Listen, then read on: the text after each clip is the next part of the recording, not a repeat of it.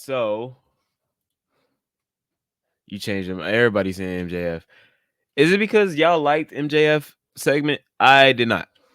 I did not, because if you've been paying attention to what I've been saying this entire time, and then what CM Punk even alluded to, and even what MJF has been alluding to,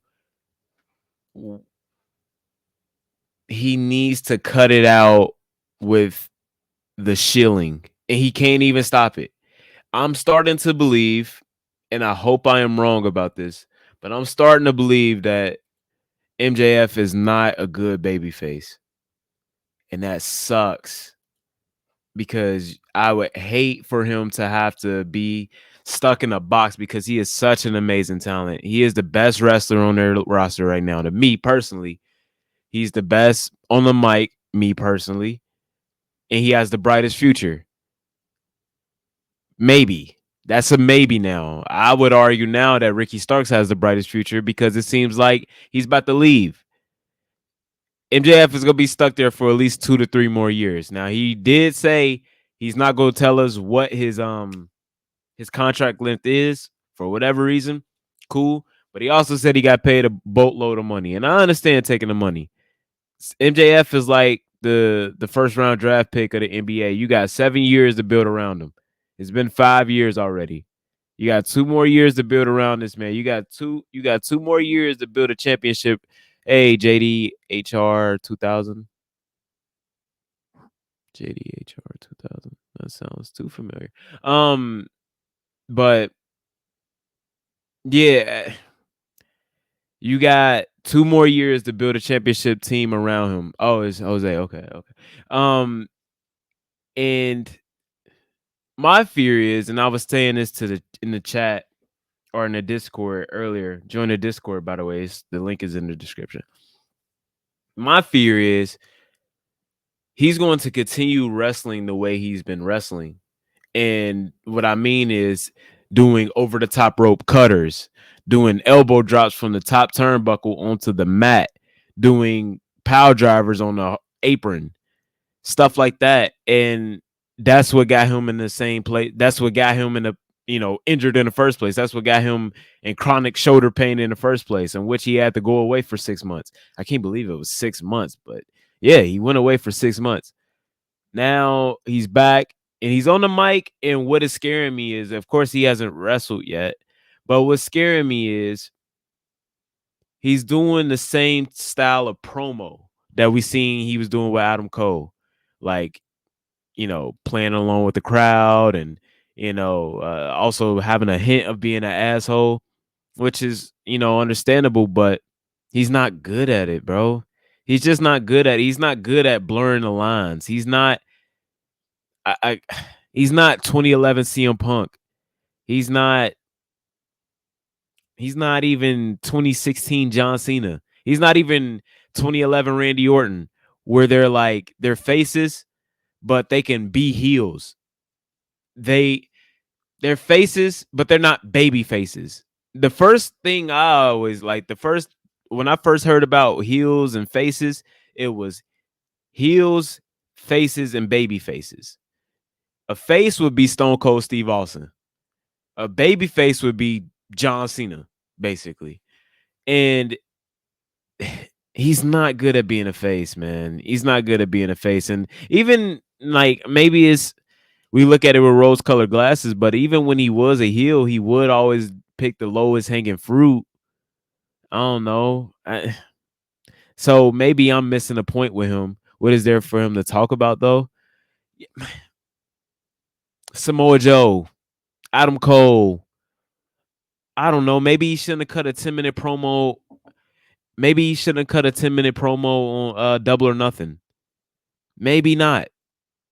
I said the exact moment that happened, he should not be cutting a 10-minute promo where only 100,000 people are going to see it. That was a bad idea. So now, before he's even wrestled a match, he's cut 20 minutes worth of promos in 2 nights. Where does he go from there? And then they have him paired up with Roosh. Who gives a fuck about Roosh? What people need to understand is, and I was having an argument with this about somebody in the Discord. The problem with him being up against Roosh is somebody who needs to be built up. And MJF at this point is somebody who also needs to be built back up. He lost a lot of good faith with people. And I don't think a lot of people outside of that bubble understand that. Like, to you, the AEW fan, of course you're gonna love MJF no matter what. But for a lot of us, when they seen him doing that Adam Cole devil shit, it turned a lot of people off. So he needs to build himself back up. I'm not sure if he believes it or not, but he said he was a household name. I got some bad news for, like, bro, you are not a household name. MJF is not a household name. He's just not. He's not somebody you think of. Like, he's not somebody a casual would know. He's just not. He is. It's disheartening, man, because I was waiting on it, but even though we didn't get the devil storyline, we got exactly what we would have gotten the devil storyline anyway. We got babyface MJF who can't. It's just not the same, man. It's not even the same. Like, I don't even need it to be the same. I don't even need it to be better. I just need it to be better than what was before. I just needed to be better than what I've seen the last 6 months of him wrestling. Babyface MJF, Adam Cole MJF was bad, bro. It was bad. And that's when, like, you got to think also, like, to me, the Revolution, like, I felt it, man. It wasn't even the fact that CM Punk got in another fight. It was just like watching that match at All In with him and Adam Cole. It was just like, I felt so fucking disappointed, man, because like, CM Punk has said this about MJF. MJF is somebody who watches old wrestling. He watches the classics. He watches, the basics. He mastered the mundane. He mastered the basics of wrestling. But when he got with Adam Cole, it just seemed like he forgot all of it. He got power driven on steps. He got power driven on a announce table and still won. He got a power driven on the announce table. I mean, he got a power driven on the apron. He got power driven on the concrete, or muscle buster, I should say. The muscle buster is a move that literally ended Tyson Kidd's career. And this dude is kicking out at 2.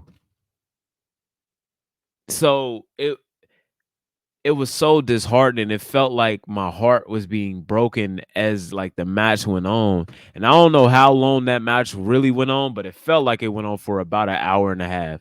And then there was no heel turn from nobody. There was no betrayal. It was like they were too scared to the kangaroo kick shit. Like, this shit, like, come on, man. Like, you're catering to such a niche audience with that. And that's what this is with Roosh.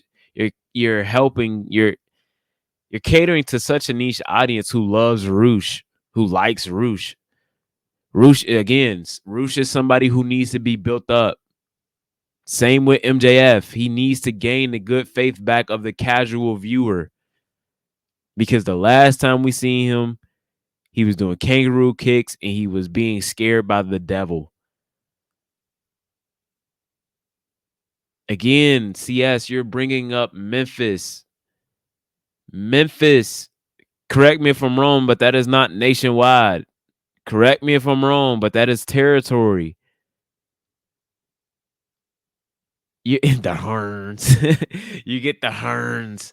That is territory. We're talking nationwide, bro.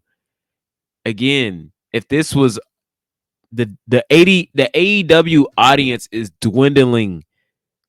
It is, like, the diehards are tapering off. The AEW faithful is diminishing. If you keep catering to them, to that audience, if you keep catering to the Memphis Southern audience, if you keep catering to a territory that's diminishing, you're going to have losing results.